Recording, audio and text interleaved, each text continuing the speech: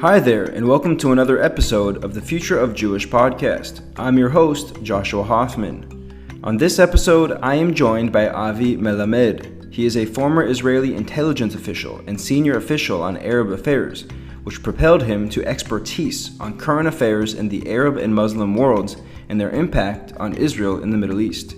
In recent years, Melamed runs a US-based organization called Inside the Middle East Intelligence Perspectives alongside Maia Hoffman.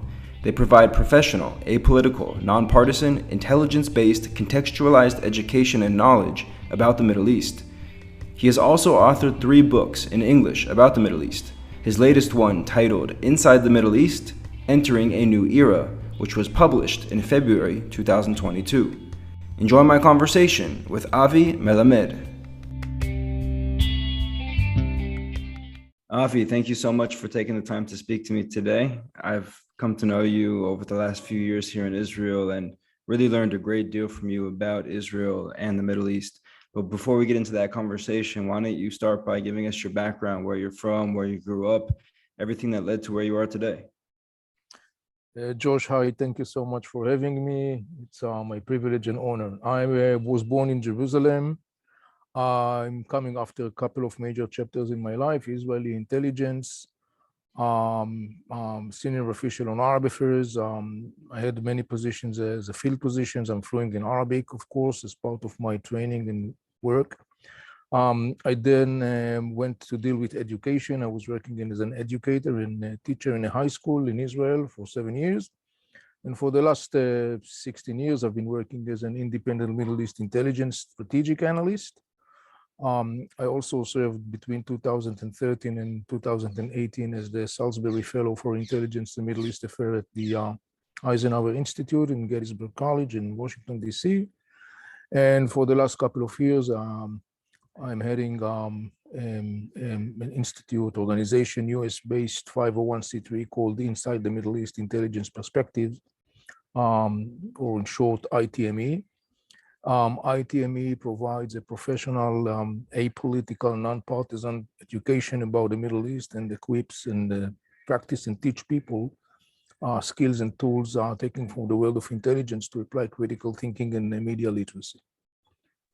Amazing. So before we get to ITME, I want to go back to sort of where it all started. You mentioned that you were a former Israeli intelligence official and senior official on Arab affairs, which basically makes you an expert now on current affairs in the Arab and Muslim worlds. I'm assuming that a lot of your service cannot be talked about, but I'm just curious, for somebody who has never been to Israel or is brand new to sort of the Israeli-Palestinian conflict or Israel in the Middle East, what are some of the things that you saw on the ground that you think are still relevant today? Well, Josh, one major thing that I've been saying for many, many years, and up until now I was right, either in my former positions or outside of my former position, in the context of the Israeli-Palestinian conflict, I said, look, Israeli-Palestinian peace agreement is not achievable. It's not viable. It's not because I don't want peace. It's just because looking at the situation of both people, Palestinians and Israelis, and looking at the circumstances and developments and events in the region, I have up until now accurately concluded that, unfortunately, achieving a peace in the Western concept of that term between Israel and Palestinians is not achievable. Once we understand that, I think in a way it's a relief, because then we can try and look at the story of the Israeli-Palestinian conflict from a more, I would say, creative perspective, mostly thinking in the context of like, how can we achieve arrangements that could be sustained and continue for a long period of time as possible. So this is one observation. The other observation that, again, I have been stating for many years, and I still believe it's very relevant, is that any kind of an Israeli-Palestinian arrangement must be done first and foremost in the context of a regional envelope, meaning the major players in the Arab world, as well as Turkey, should be part of that arrangement, because in the end of the day, nothing stands alone in the Middle East. So you got big players in the Middle East that, in the end of the day, their interests, their position, their power, their influence is very much significant in every context, including in the context of the Israeli-Palestinian conflict. Another observation that I would indicate, and again, this is an observation that basically I have predicted for a long time now, and it was materialized, is that the Palestinian cause has plummeted in the political agenda of the Arab world. This is the outcome of many different development and process that took place. We saw recently a couple of manifestations of that process, like, for example, the Abraham Accords, the moving of the US Embassy to Jerusalem that was basically went on almost smoothly without any special notable reaction from the Arab world, and other things. These are things that are intertwined. It's not standing for itself, and it's also reflect that that development that I have mentioned. And then I would say maybe another general, I think, important observation that I always make regarding the Israeli-Palestinian conflict, and again, I think it has been quite clearly proven to be very accurate, is that there is a notion or narrative in the West that the Israeli-Palestinian conflict shapes the trajectory of the Middle East, and I have been all along the way arguing it's the other way around. That Middle East shapes the trajectory of the Israeli-Palestinian conflict, and there are many clear examples that I can give. Just for example, what I said right now, the fact that one of the major reasons for the fact that the Palestinian issue has plummeted in the political agenda of major Arab states is because of the growing, intensifying Iranian Arab, and to a lesser extent Turkish Arab, but particularly Iranian Arab power struggle. So this is a great example how a major development in the Middle East basically shapes also the trajectory of the Israeli-Palestinian conflict. So those are a couple of examples for those observations. Wow, so there's a lot to unpack there. So I want to go back to your first point that, you basically say there will not be a true peace or a formal peace in Western terms for the Israelis and the Palestinians. In a very simple way of asking, why? There are many different reasons for that, and it's not about a game of blame. It's mostly about looking at the inner processes within both Israeli society and politics and Palestinian society and politics. My advantage is that since I'm fluent in Arabic and I'm coming from many years of hands-on involvement on that subject and other subjects, from a perspective of either counter-terror or policy shaping or advising and stuff like that, I think that ability, being on the one hand Israeli Jew and on the other hand very much have a very intimate knowledge of the Arab world and the Palestinian society, I noticed that there are different developments and processes that takes place within both societies that basically presents obstacles on the way to reach that point where they really can sit around the table and make the painful concessions required in order to really have peace. And again, I don't hold one side accountable or responsible or to be blamed for that. I'm always saying, I found both Israelis and Palestinians to a large extent equally responsible for the gloomy reality. So as long as neither Israelis nor Palestinians are able actually to really come to the table, after an inner process that and really sit down to the table and say, yeah, we have to do concessions, painful concessions, and we are willing and able to do those concessions, I don't see any possibility for a breakthrough towards a peace. That's the reason I'm talking about arrangements that is more achievable and more realistic bar at the current circumstances. So I'm just curious if you can give the listeners a few specific examples, because you say that there's obstacles based on Israeli culture, Israeli society, and Palestinian culture and society. What are some of those examples of obstacles that you mentioned standing in the way? Sure. I'll start with the Israeli side. I'll give you an obstacle. The issue of the settlements, the West Bank, Gaza Strip is not relevant anymore because Israel left the Gaza Strip and evacuated all the settlements there. But the West Bank is very relevant. And we have the issue of the settlements and we have the issue of the settlers. And this is a hot issue and debate within Israeli society and within Israeli politics. The bottom line is that up until now, Israelis were unable, and in the foreseeable future, I don't see Israeli politics and society able to really make a decisive decision regarding the whole issue of the settlement, even though objectively speaking, the settlement are an obstacle. By the way, I know that some people in the West says that we don't have peace because of the settlements. That observation I do not subscribe to, and it's an inaccurate observation. However, I would say yes, this is an obstacle. And the fact is that the Israeli politics, the Israeli politicians, the Israeli society has failed thus far to address that issue in a much more profound way as it should be addressed, because this is an issue that is a very significant one in the context of any kind of arrangement, let alone peace agreement with Palestinians.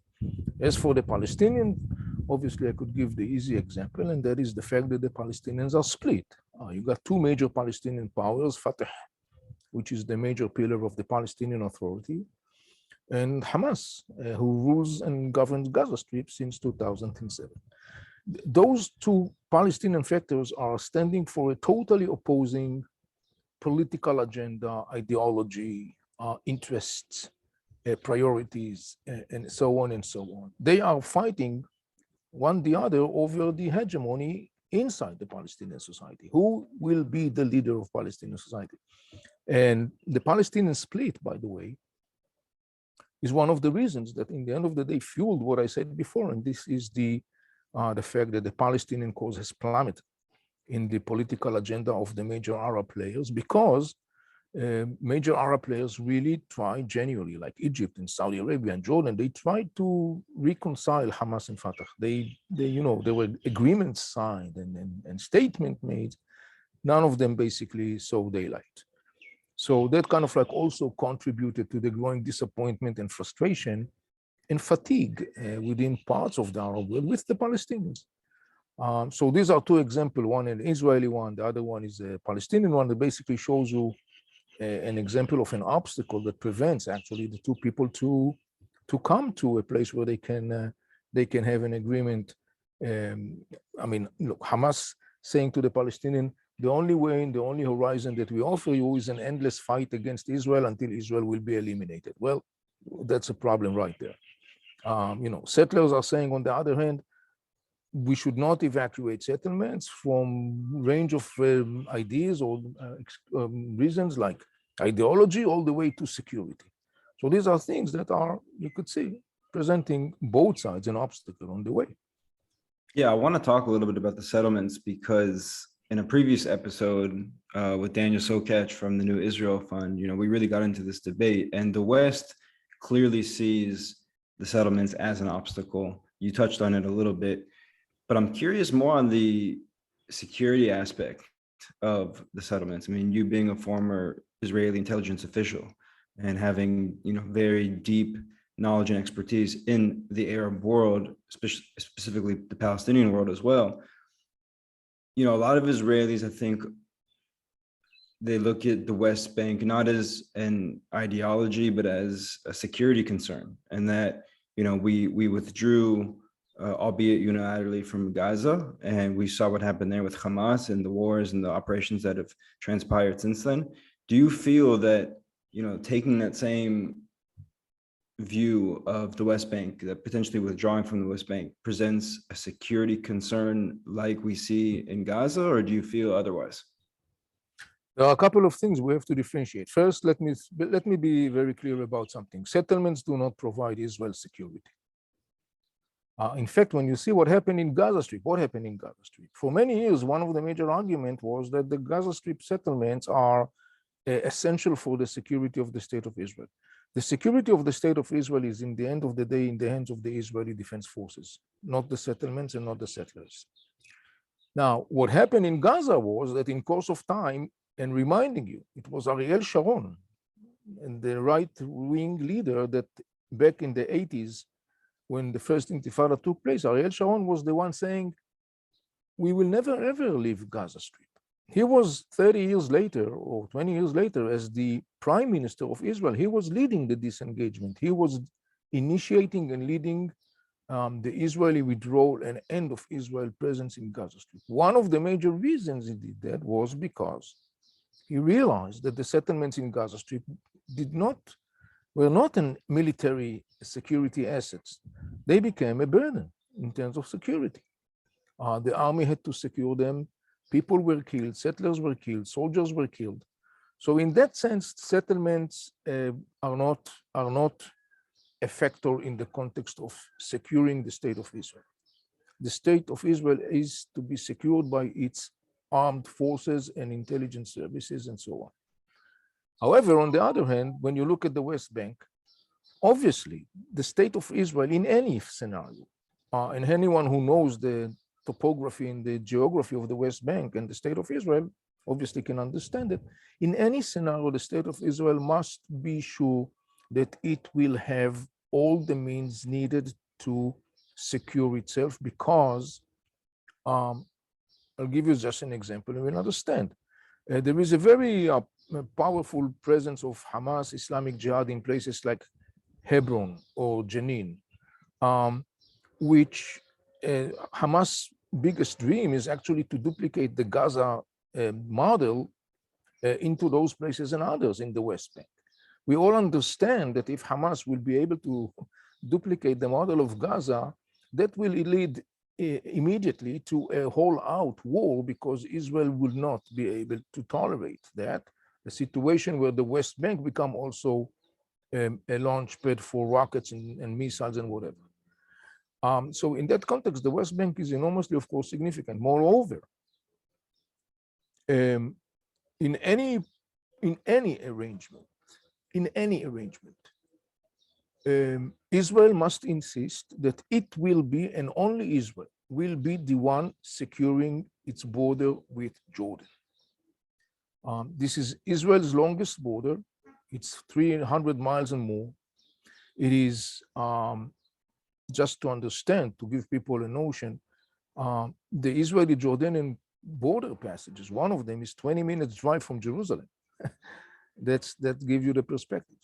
So obviously, in terms of security, Israel obviously needs to be the only one securing its eastern border with Jordan. And this is yet another controversial issue with the Palestinians, because the Palestinians says, look, the Jordan Valley, the Jordan River are actually, in their perspective, are the eastern side of the West Bank and therefore should be secured by the Palestinians. Israel says, forget about it, and rightly so. So when we talk about security and security needs, I think that we all have to understand the facts on the ground. We have to understand the geography, the topography, and we have to remind ourselves, in the end of the day, citizens, whether they are settlements or settlers or not settlers, they don't secure the state of Israel. The military armed forces of the state of Israel secure the state of Israel. I want to go to your comment about, you used the word envelope, an envelope of Middle Eastern countries and Turkey basically coming to the table with Israel and creating some kind of either arrangement or solution or what have you. Right now, just in the last, let's say 24 months, with the peace deals with UAE and Bahrain and a few other ones, maybe Morocco, and then now we're talking about the Saudis. It seems that the Palestinians are kind of losing leverage right now, because doing business with Israel, so to speak, is more advantageous to a lot of these countries than doing business with the Palestinians. And so if you're the Palestinians right now, you know them very well, and you know their culture and their society and some of their leaders. What's going through their mind right now? What are they game planning for?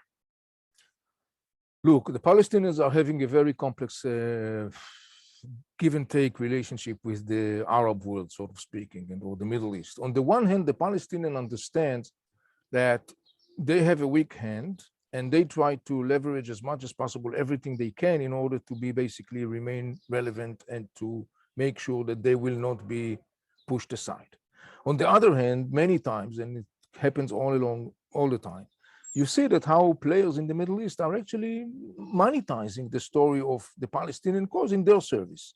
Iran is a great example. Turkey is a great example. By the way, in that context, the Arab world uh, particularly Jordan, Egypt, Saudi Arabia, the United Arab Emirates, they say to the Palestinians, say, look, we really sacrificed for you, not like Turkey and Iran that are basically just, basically using you as a card, as a pawn for whatever.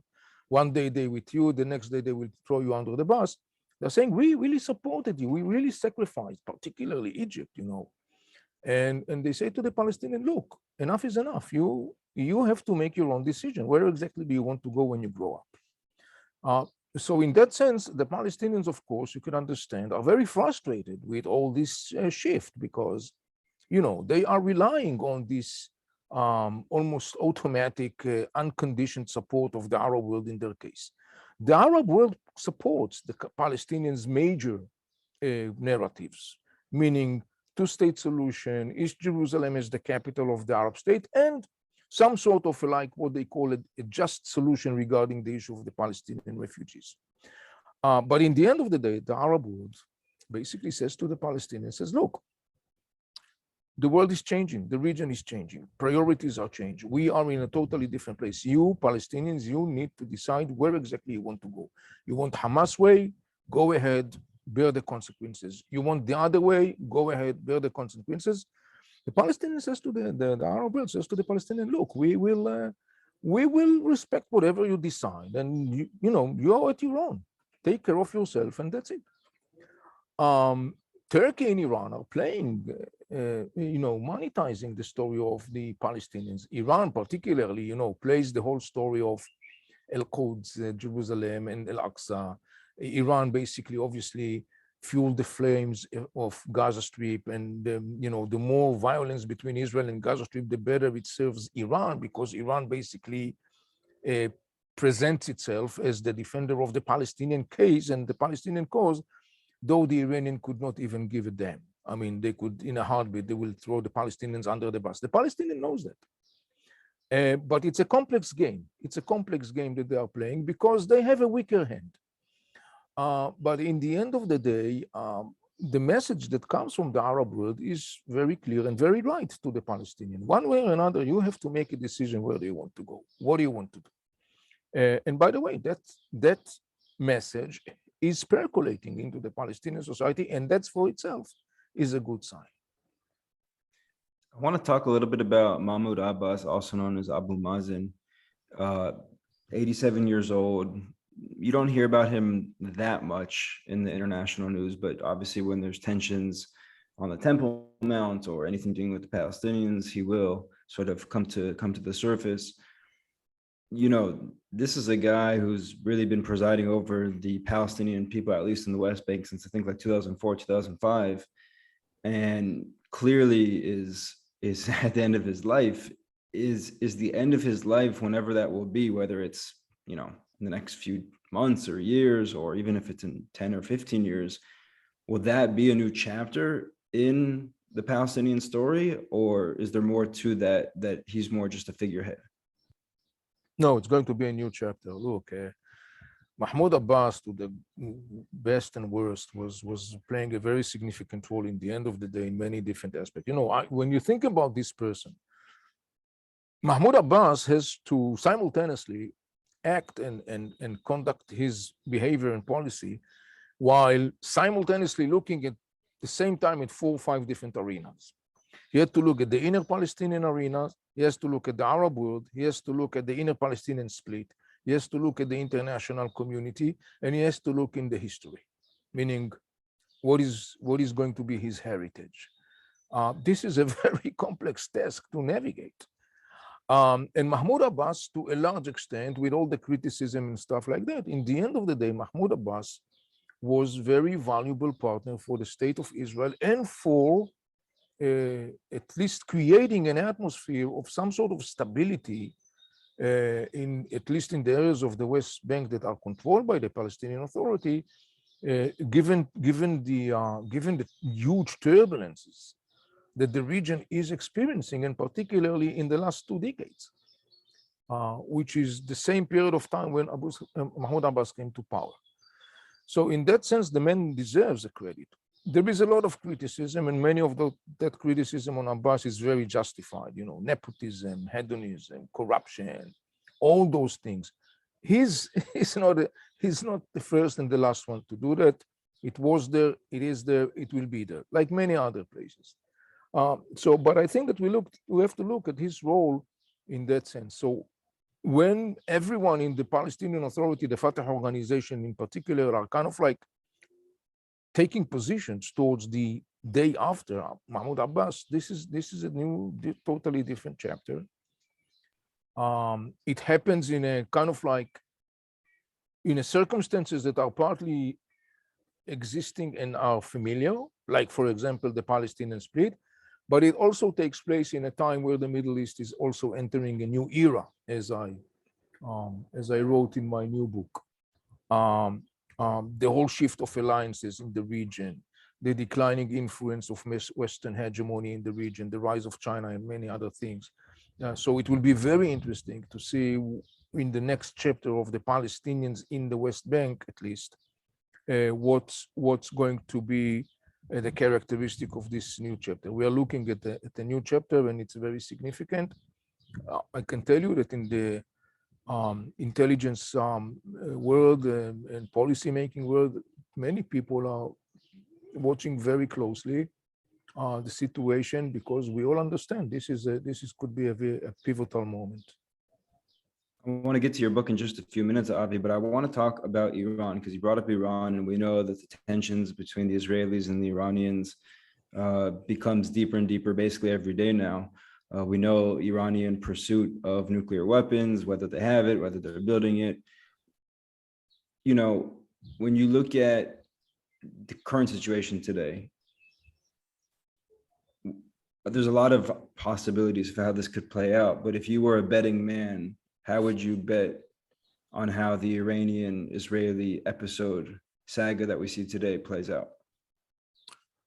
Look, Josh, I've been talking for at least a decade, and I was writing about it a decade ago and talking about it, including in my books and interviews. And I basically pointed out this growing source of threat stemming from the Iranian hegemony vision and from the hostility of the Mullah regime to the state of Israel. And I have constantly indicated that it's going to become more and more severe, and that's exactly what happened on the ground. From the Iranian perspective, it's a multi-layer game.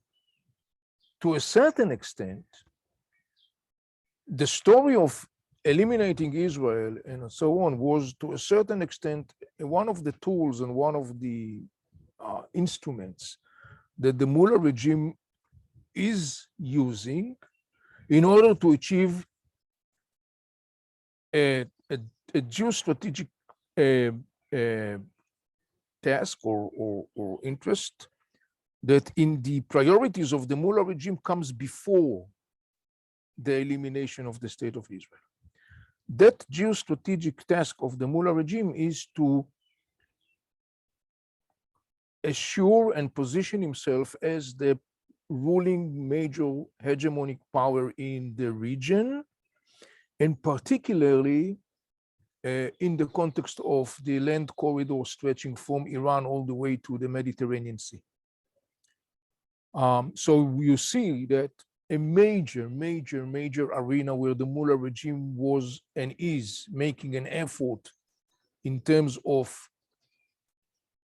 establishing or financing an existing proxies, arming those existing proxies, like Iraqi Shiite militias, the partially occupation of Syria by the Iranians and their proxies, obviously Hezbollah in Lebanon. You see how the Iranians are basically doing a great effort in order to basically position and strengthen their grip on that corridor, the land corridor.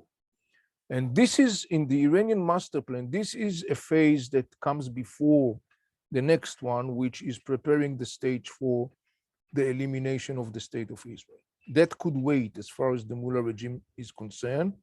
What's more important for them is to first and foremost ensure and secure their hold, particularly along this corridor that I mentioned, and also in addition of that, of course, the whole area of the Gulf, the Persian/Arab Gulf, which by now today we can definitely say that Iran is the major power in that Gulf area. So this is kind of like, I would say, the master plan of the Iranians. And the idea is actually, in the end of the day, the Iranians are basically using the story of we are going to liberate Palestine, what is called in Arabic under the banner of the resistance, al-Muqawama. We are going to build this power that in the end of the day will bring Israel down on its knees and eliminate Israel. The Iranians are acting very calculatedly, and they are guided by a very significant and very simple and very effective, up until now, guiding line, and that is, we will gladly sacrifice Lebanese, Syrians, Iraqis, Palestinians, whatever, at the altar of that hegemony vision. So that's the reason why the Mullah regime is doing this effort to create this network of militias, of terror, of armies. The Mullah regime is saying today, we have created an external safety belt for Iran in the shape of those external armies. They view Hezbollah and Hamas and Islamic Jihad and Iraqi Shiite militias and the Houthis. The Iranian regime views them as an external belt that is basically serving as a frontline defense on Iran before you even get to Iran. There is a certain exaggeration in that, but it's not totally baseless. It's definitely not totally baseless. And that's the Iranian master plan. And the master plan is to create, in the end of the day, what we define as the loop or the collar of fire, the ring of fire around Israel's neck. And if you look today at the map, you could see that ring, to a large extent, exists. One end of that ring is in Lebanon, where the Hezbollah already presents a very serious threat to the state of Israel. The other part of that ring is in Gaza Strip, Hamas and Islamic Jihad and others. Syria is supposed to be the part of that ring that basically closed the loop around Israel's neck. The Iranians' master plan and modus operandi is very simple, and it's very efficient, allegedly. And the idea is that you create a huge loop, ring of hundreds and hundreds of thousands of missiles and rockets and attacking drones and armed militias that will sit literally on Israel's border, in Lebanon, in Gaza Strip, in Syria, and they will basically exhaust Israel on endless military rounds, to the point Israel will, in the end of the day, will crumble from within. And the idea is that they are using the idea of missiles and drones and stuff like that, because their military operational guiding code is very simple. We will attack Israeli cities. We will attack Israeli civilians. We will focus on every possible infrastructure in Israel. Once again, you look at the map, you understand. Israel is a very small place. Today, there is no one single square inch in Israel that is not potentially could covered or hit by rocket or missiles, either from Gaza Strip or Lebanon or from Syria. And the Iranians are basically building upon that plan, that master plan. But I want to ask you about the Israelis, because in Hebrew we say the Israelis aren't suckers.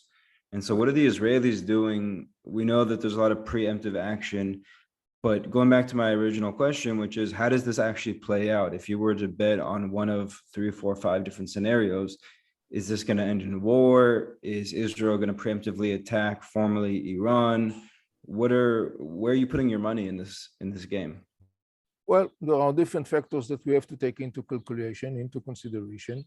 When I'm taking all those factors, here is what I say. I don't think that Israel is going to preemptively attack Iran, not in the sense of like attacking, the military facilities. It's interesting. We just had yesterday the flag parade, Jerusalem Day. And before Jerusalem Day, there has been a lot of analysts and concerns that we are going to see a war, and there is going to be a replay of what happened last year in 2021. and I published the night before the Jerusalem day. I was keeping silent. Many people asked me what's my analysis and prediction. I said I'm waiting, and I published on Saturday night, the night before the parade. I published my analysis and prediction, and I basically said the bottom line. I said, like, I don't think we are going to see a war with Hamas around the flags parade, and my prediction was accurate. The reason I was saying that is because, again, I'm taking many factors into calculation. So going back to your question, when I'm looking at many factors, it's a very interesting and complicated situation, because on the one hand, as I mentioned before, Iran is using very effectively the model of proxies. It works well, but it also has a significant Achilles heel. The Achilles heel of the Iranian model is that in the end of the day, its proxies, particularly when we are talking about Hezbollah in Lebanon and Hamas and Islamic Jihad in Gaza Strip, its proxies are not operating in a vacuum. They are not operating only on themselves. They are part of an environment. Hezbollah is part of a place called Lebanon, a sinking, crumbling state, but still, it is not the only player in Lebanon. Hezbollah is based upon mostly Lebanese Shiites, and most of them, in the end of the day, don't have special interest to sacrifice their homes and their kids and their families at the altar of the Iranian idea of let's go liberate Palestine. And Hezbollah has to be tuned to that. And Hezbollah is tuned to that. As a fact, since 2006, the Hezbollah was very cautious and basically is very much not inclined today to be engaged in any kind of like military adventure with Israel. The last example we saw regarding what I said about the flags parade and why did Hamas did not, unlike 2021, why this time Hamas did not launch a war, which, by the way, the Iranians would have been very pleased if that was the case. The answer for that is one of the things is that because of the situation in Gaza. Hamas controls Gaza, he governs Gaza. Gazan people are basically saying to Hamas very clearly, we are tired and exhausted. We don't see any point in this roundless military round that leads only to destruction and death. We want to have life. You, Hamas, you govern us. You have to take responsibility. And Hamas must be tuned because Hamas is part of Gaza. Hamas is not a foreign force. Even Islamic Jihad in Palestine, which is much more, which relatively almost always prioritize its military radical agenda over any other calculation, and particularly Islamic Jihad in Palestine, who is closer than Hamas to Iran. He's closer than Hamas to Iran. Even this time, Islamic Jihad in Palestine had to conduct other calculations and basically to conduct self-restraint. So there is a sense of, this is one example of the Achilles heel of the Iranian proxy model. There is another significant thing, and that is the fact that I've mentioned earlier, Lebanon, Syria, and Iraq. Most of the people in those places are resentful of the Iranian intervention, and they want to push it back. In Lebanon, we just had our recent elections that basically very clearly manifested the idea that most of the Lebanese want to restore their sovereignty. They can't do that practically because Lebanon is kidnapped by the weapons of the Hezbollah, but it's a message to Iran. The same story was with the elections in Iraq. A nationalist Iraqi sentiment is very clearly, was very clearly, overwhelmingly manifested or expressed in those elections. And it's in essence, it basically says to the Iranians, get out. And of course, in Syria, most of the Syrians obviously would like very much to see the Iranian getting out. So when you look at these all components, I would say, look, the Iranians, and by the way, the Arab world, at some point, the Arab world realized, or at least many in the Arab world, some of them did not yet, but most, or I would say many factors in the Arab world finally realized that they have been tricked and deceived by the Iranian story of like, we are going to liberate Palestine. And they basically understand that the Iranian Mullah regime was basically cynically deceiving them and basically taking advantage of that in order to take over Arab states from within, like Lebanon, like Syria, like Iraq, Gaza Strip. And this is also a component that also kind of like created new dimension of the whole story. The bottom line of that, look, what we see for the last couple of years is clear tension and frictions that are growing. Some of them are known to the public and many others are not known, between Israel and Iran. Because Israel, as I said before, I was explaining the Iranian threat to Israel. Israel is determined, and rightly so, to intercept and to do whatever it takes to prevent the Iranian master plan. And that's the reason Israel has been attacking hundreds and thousands of times in Syria, and acting or conducting a different additional actions and initiatives in order to intercept the Iranians' hegemony vision. There are many factors that are involved in this story. In my book, Inside the Middle East, Entering a New Era, I portray, in the end of the, like any other thing that I'm doing, in all of my work, I'm always saying to people, I'm providing analysis and I'm providing prediction. The reason I'm doing that is because providing prediction is the only way that I can evaluate whether my reading of the reality is accurate. I cannot find shelter beyond narratives or concepts or theories that sounds nice, but I have to put my neck on the table. So I'm providing a lot of predictions. And in my new book, the newest one, Inside the Middle East, Entering a New Era, I provide a lot of predictions, including, of course, the story of what will happen with the story of Iran and Israel. So maybe I should leave it as a teaser for the listeners to buy the book. By the way, I take myself the liberty to humbly say that I can present a very, very, very long record of a very accurate analysis and predictions. For example, my previous book that was published in 2016, I have foresaw the crisis within the Muslim Brotherhood. I've predicted the agreements between Israel and some Arab states, the alliance of moderation, what has become the Abraham Accords. I have predicted the deepening of crisis within the Palestinians. I've predicted the growing, on the one hand, interference or an intervention of the Iranians in the region and the growing chaos it's going to create. And on the other hand, I also predicted that it will create a counter reaction by people of the region.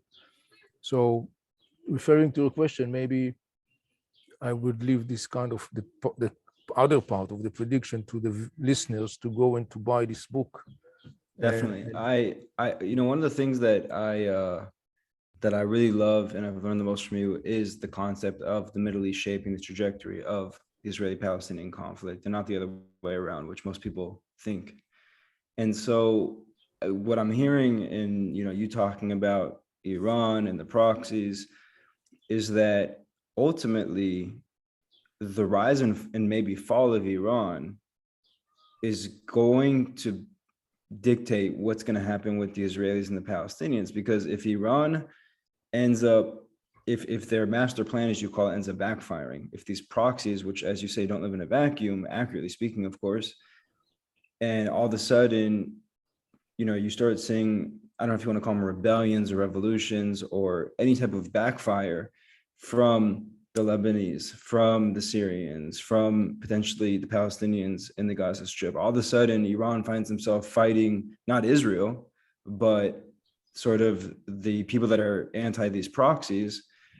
And then that potentially could have an effect on, what Iran looks like within the context of the Middle East.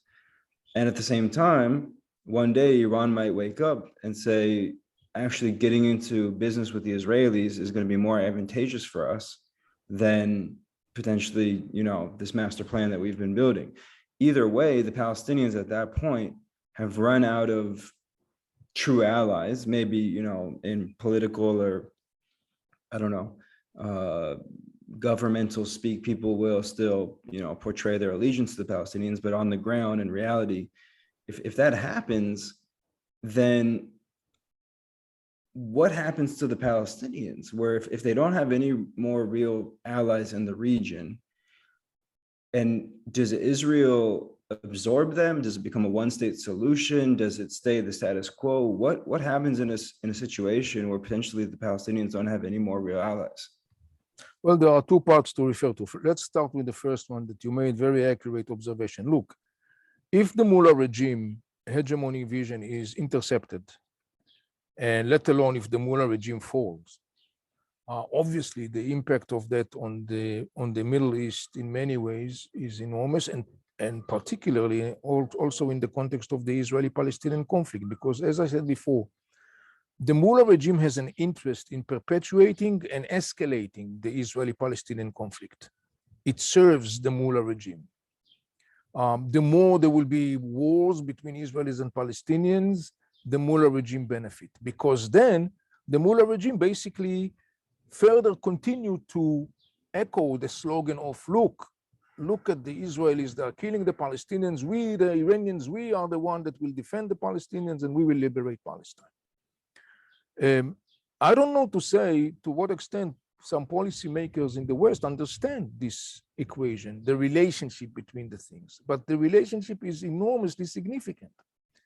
I'll give you an example from another perspective. Turkey, up until recently, as part of its own interest and own calculation, was on a collision track or in a very tense relationship with Egypt, with Saudi Arabia, with the United Arab Emirates. In fact, Turkey, following the signing of the Abraham Accord, Turkey was together with Iran. Turkey was the one carrying the flag of saying, oh, this is a betrayal of the Palestinian people. The Palestinian people were thrown under the bus by their own brothers, the Arabs, but have no fear. We, Turkey, we will defend the Palestinians. Turkey, like Iran, couldn't care less about the Palestinians. And as a fact, Turkey that every day in the morning and in the evening, at least up until recently, was waving the flag of like defending Al-Aqsa and defending Jerusalem and whatever. Turkey now plays a very different tunes in context of Jerusalem. Its foreign minister was a couple of days ago in Jerusalem. He went into the Al-Aqsa mosque. He was very low profile. It was very under the radar. No fiery statement and no nothing. And basically, it's an example of like, again, you know, the Palestinian card is a pawn that many players are playing. In the Arab public realm, Palestinian issue is real. In the public realm, it's really something that is there. It's really part of the intellectual, cultural, political discussion. But when you look at the politics, it's a different story. So in that sense, yes, I mean, downfall of the Mullah regime, or at least blocking the Mullah's regime, restraining the Mullah regime decisively, will have a tremendous impact on the trajectory of the Israeli-Palestinian conflict in a positive direction. The question is whether policy makers in the West understand that, and I don't know to say exactly if they don't or they do, but for whatever the reason is, they're basically preferring to do something different, look to the other way. So in that context, this is a very accurate, and look, again, I'm saying, you know, imagine that tomorrow there is a new, which is not going to happen, but imagine that tomorrow there is a new government in Iran, the Mullah regime is down, part of history, and that's it, done and over with. And there is a new government that really takes care of the needs of Iran. Is a big nation, 85 million people. The Iranian people are, to a large extent, wonderful people, you know, but they are struggling enormously. Imagine that tomorrow there will be a new government that says, we are done with this hegemony vision, and we are done with like playing the card of the Palestinians. We are really dealing with our own people. You can understand the ramifications of that, among other things, in the context of the Israeli-Palestinian conflict. But how does it, in that situation, what happens to the conflict? Does it become a one-state solution, or does it stay the status quo, or is there another alternative that I'm missing? Well, that's a different perspective of this matter. Most of the Israeli Jews do not support a one-state solution. And I think that though there are voices within Palestinians who contemplate one-state solution, I think that in the end of the day, most of them also do not support the concept of one-state solution. One-state solution is not the right solution, in my mind. And it goes back to the issue of the two-state solution, and what I talked about before when I was talking about a regional envelope and arrangements. And we need to think out of the box. Everyone need to think in a way out of the box, given to the current circumstances and the foreseeable circumstances. And I don't know necessarily if I will, confine myself to one-state solution, two-state solution. I would say one-state solution is something that overwhelmingly, I think, on both sides has no popularity, overwhelmingly. Obviously, there are here and there those who support it, but I think that I will accurately reflect observation that overwhelmingly in both sides, no one really kind of like supported. Two-state solution is not achievable currently. And then once we move these things out of the table, let's start now and try to think what can be done, what can be achieved, what can be done on a long-term graduate process. Are you suggesting, when you talk about thinking outside the box with regard to this conflict, are you suggesting that potentially we could move the Palestinians to another land that would ensure their prosperity and their individuality and things of that nature? No.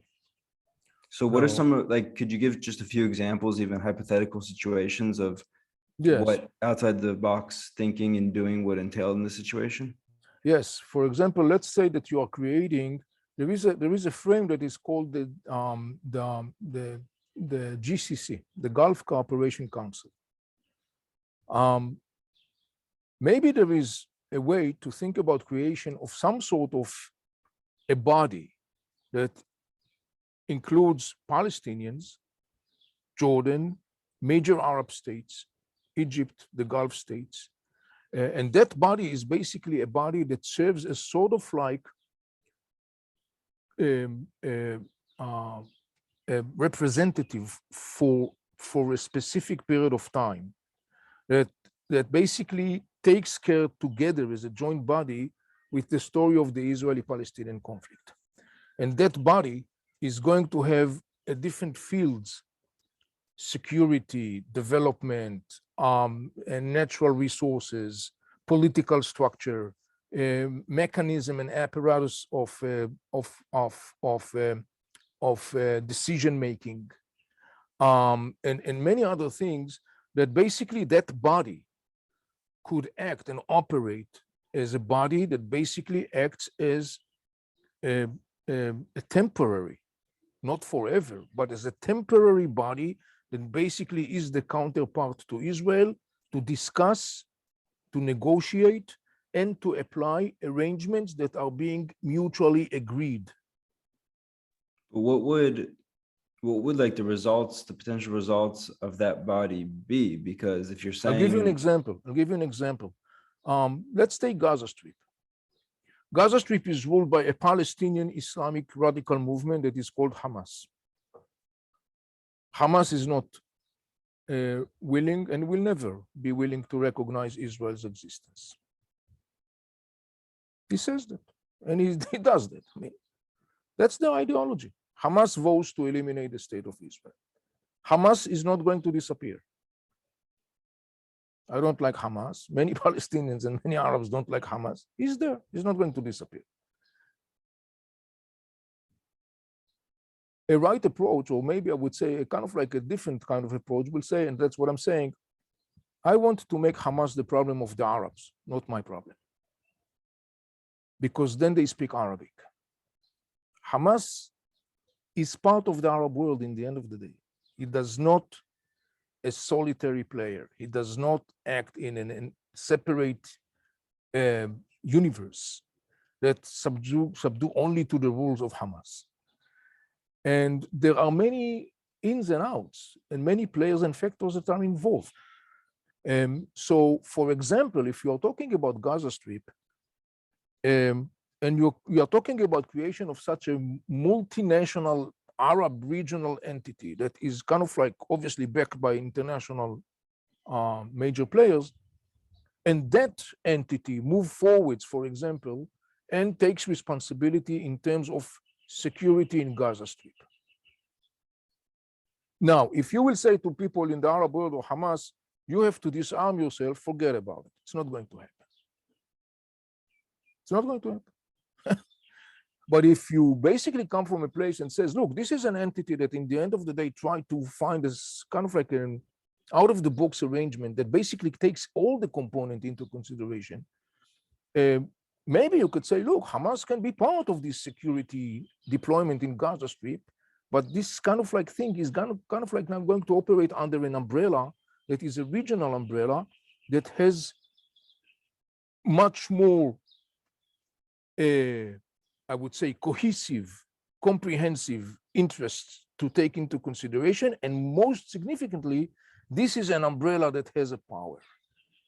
It has a power. It has ability to create something different on the ground. So this is one example.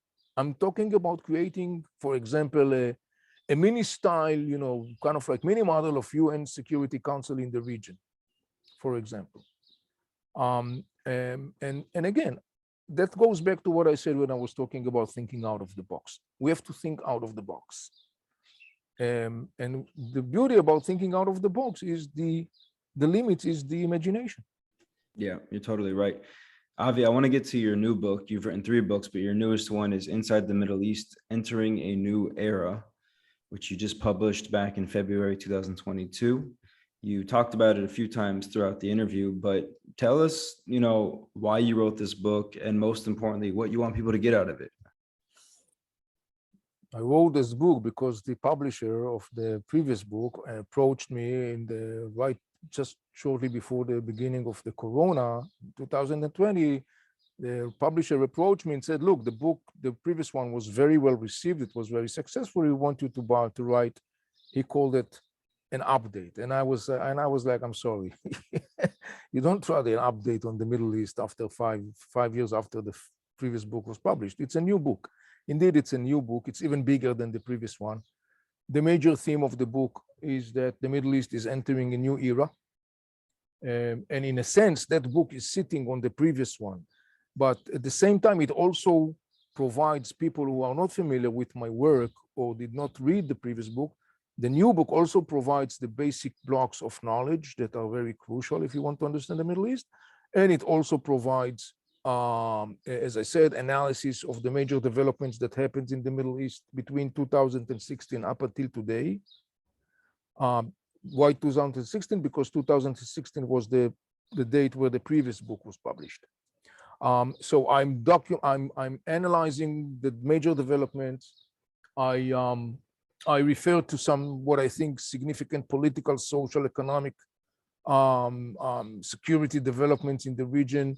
And obviously, as I said before, like in every other thing I do in my professional work, I'm providing predictions regarding the trajectory, the current and foreseeable trajectory of the Middle East.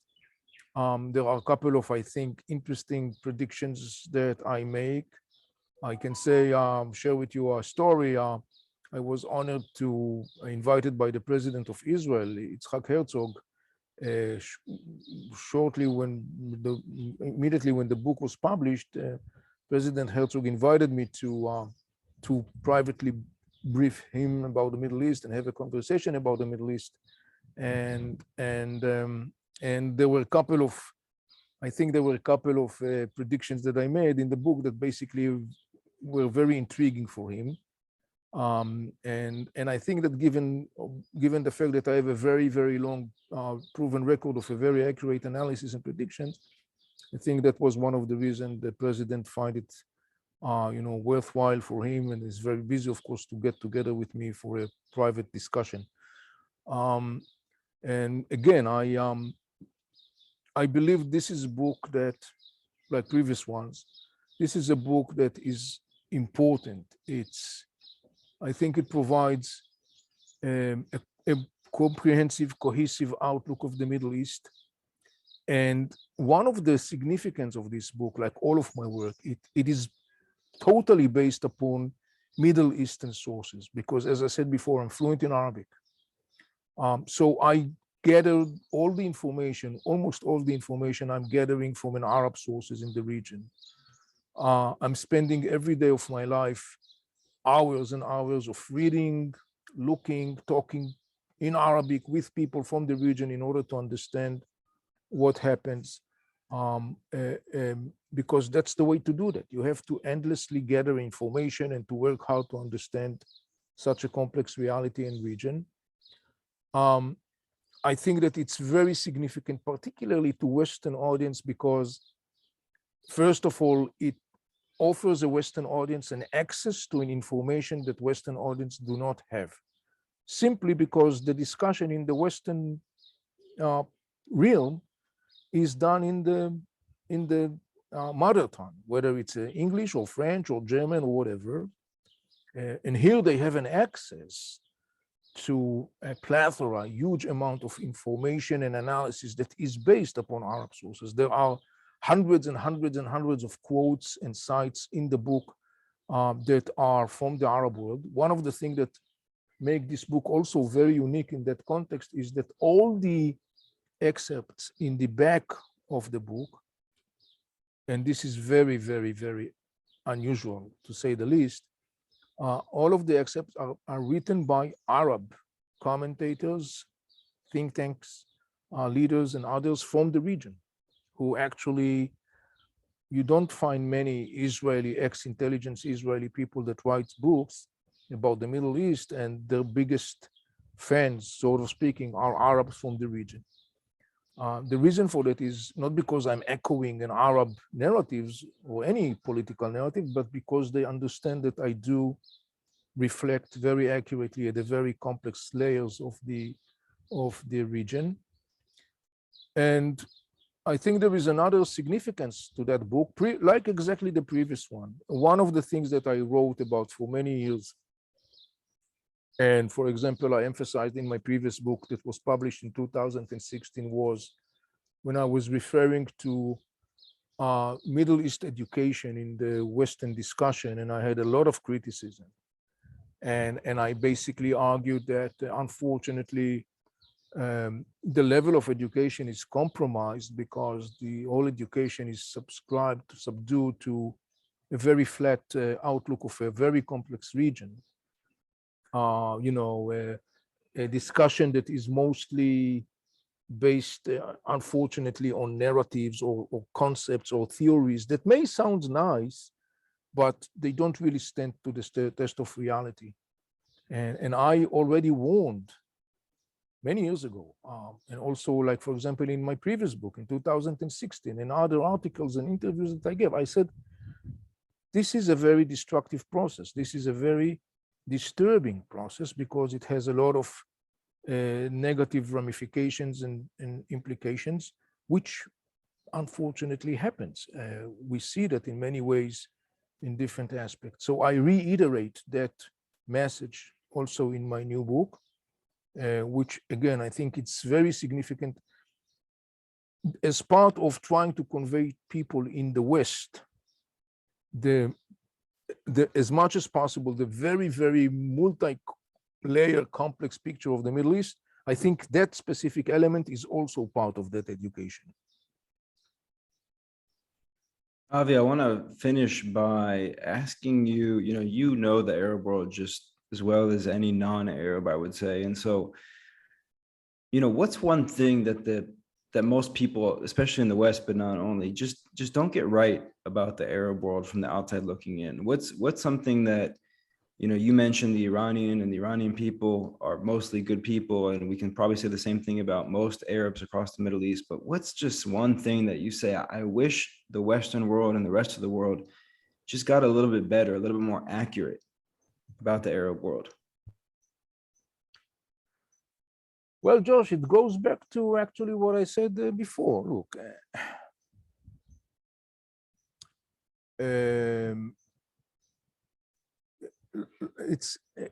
it goes back to what I'm kind of like considering a very destructive impact of the dominance of a very digestible sound bites, buzzwords, and theories that actually, I think, to a large extent, I don't think, I know as a fact, to a large extent, they basically crippled the ability of Western audience, Western policymakers,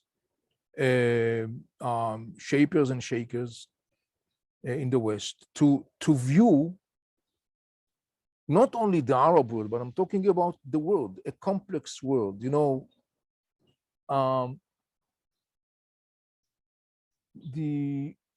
in the West, particularly in the talking about the United States, you know, some icons were kind of like you know, telling to the people that the world is flat.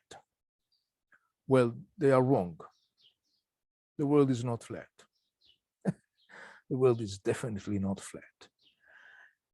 It was flattened in the intellectual and cultural atmosphere, particularly in the West, because it is easier to look at a complex world through a very shallow lenses, because why to work hard trying to really understand the complex reality if what you need to do is to label that reality with sound bites and titles and adjectives and words that sound wonderful, but they don't really provide any ability to understand the complex reality.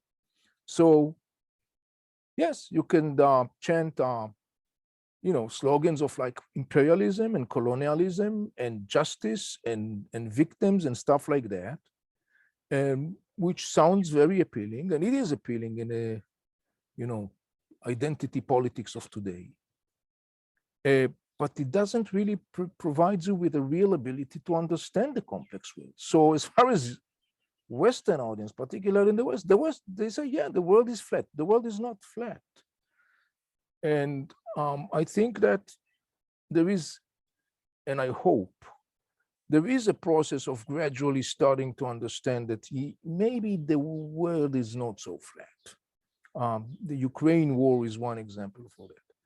So, yeah, and you know, I attribute that to a large extent to what I called an intellectual laziness, because I'm going back to myself. You know, I'm spending most of my life, I have been doing in the field of professionally understanding the complex region called the Middle East, either from an intelligence perspective or a policy making or as an educator.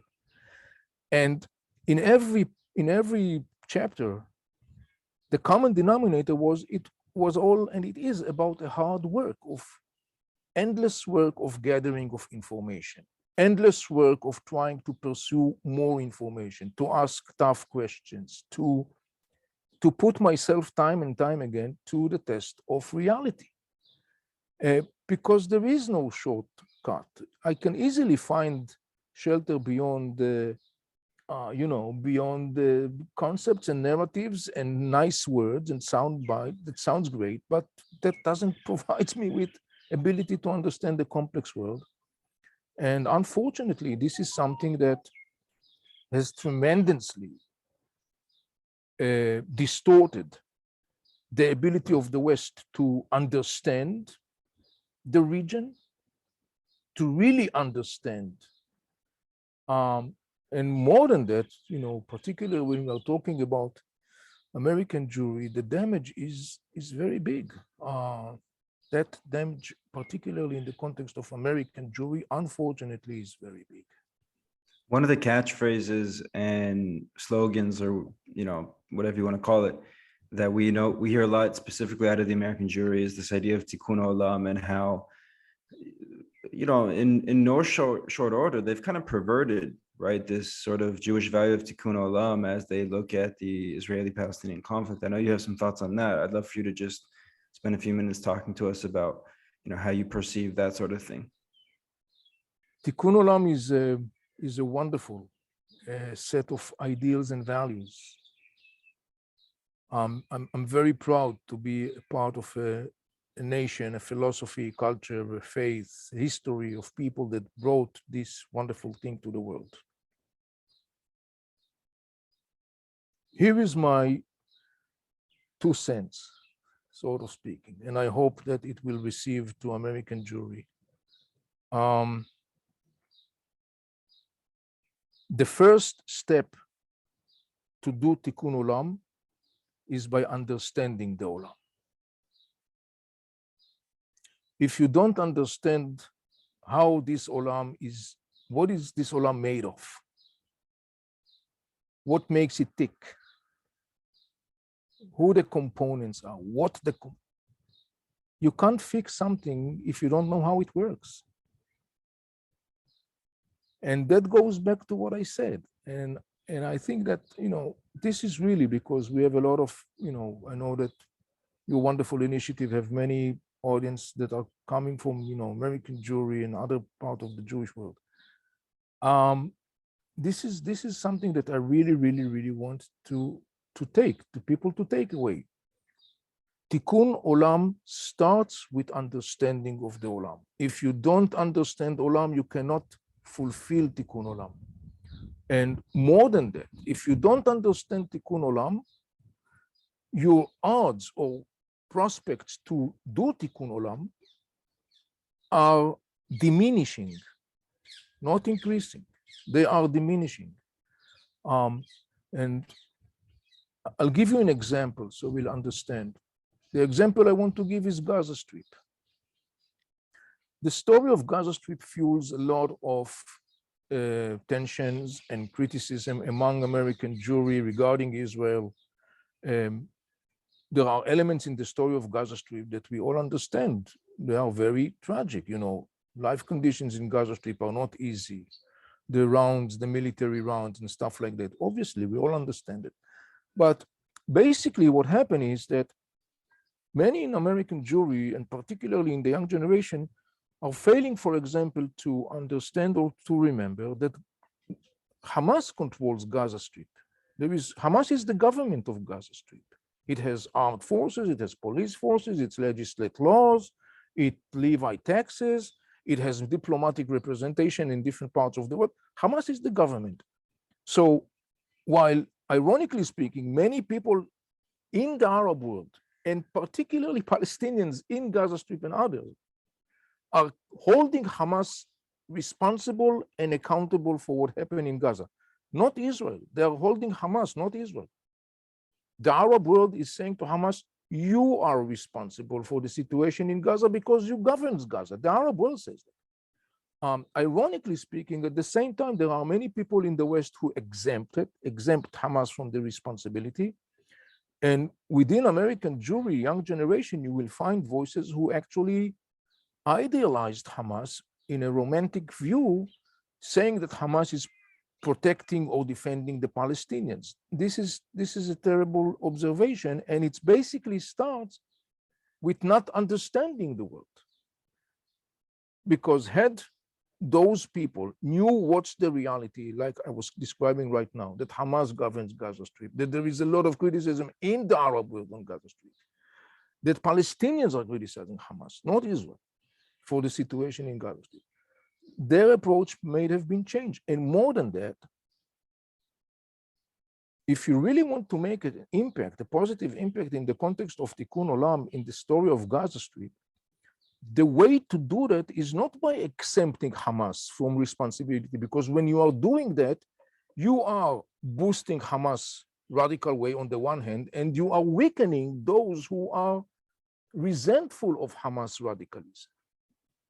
So paradoxically, tragically, the attempt to make an impact, a positive impact on the story of Tikkun Olam in the context of Gaza, that attempt basically results in the opposite outcome, because those young people or those people who are motivated by these good, wonderful, noble feelings and in good intentions, because they really want to make Tikkun Olam, they want to make Tikkun Olam, but they don't understand the Olam.